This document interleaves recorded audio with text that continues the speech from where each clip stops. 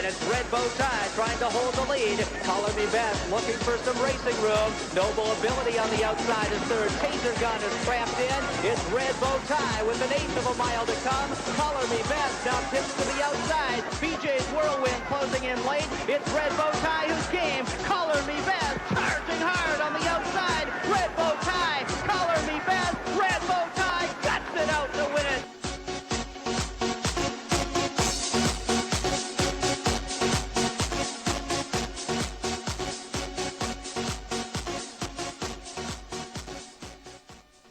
Okay, the 14th race is almost getting underway shortly. The open pace here for $500,000, our final event of the night in the Breeders' Crown. And after this race, of course, we'll be drawing for that beautiful G37 Infinity convertible. I'll be down by the winner's circle to say hello to a lot of our good friends, along with Hollywood Hayden. And hopefully that car can be driven by you. That's right. We'll be down there after race number 14 is official. So please stay with us, and we'll be outside to draw that lucky winner here tonight.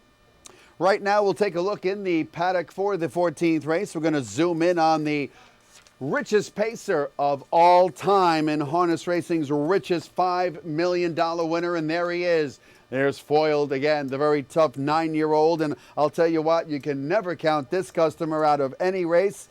The Son of Dragon again is a tough customer, has won a total of 73 races lifetime, Holly.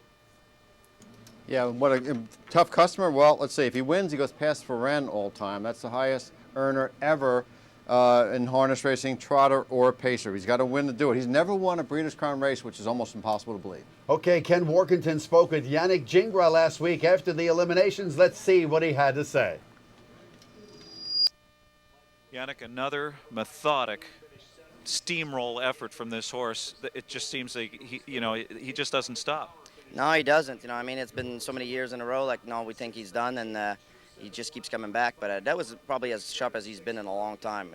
He did it very willingly. Not only left out of there good and removed to the front, and he just wanted to do his job today. Well, he wants to do it all the time, but today, he seemed like he was even more on top of his game. He seemed extra confident coming off that wire-to-wire win too. He just seems to be extra sharp this time around. Yeah, it's this time of year. Usually at this time of year, he kind of comes around, and the fall's always been his season. You know what I mean? That's when he usually kicks into gear. But it is he is 9 years old. You know what I mean? So it's kind of amazing. But he's just a tremendous animal. Two more to conquer: Varenne and Moneymaker, and he's the richest harness horse of all time. That's pretty remarkable. I believe he can do it next week. Well, I think he can do it too, you know what I mean? And I think, if he doesn't do it next week, he might do it at the Madeleine in November, or he might do it next year. But, as long as he stays healthy, I think he'll go by them. The $6 million is the new goal. Holly here wants to make this one the $6 million man. Who can say that it can't happen? This Foiled again is like a Duracell battery. He's like one of those watches that take a licking and keep on ticking. That's right. He's a low pick 3, as you can see right there. Pick 4, I should say. And, keep in mind that Varenne also has another record he's shooting for. 3 straight $1 million seasons. Only Varenne has done that. No pacer's done that. So Foiled again is doing it. But how about doing that at 7, 8, and 9? It's so hard to believe, because when you look at some great horses like Arch Madness, they were usually really good or great early.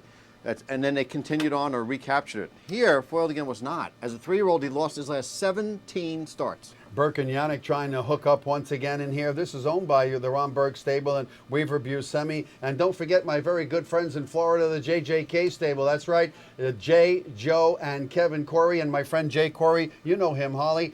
He had some pretty serious surgery about 10 days ago. He's resting comfortably at home. And I'll tell you, a win here will make him feel a lot better, won't it? Better believe it. I tell you what, and maybe he's rooting for a couple of the older guys here, because there's only 2, George, repeat horses from last year, Foiled again and Golden Receiver.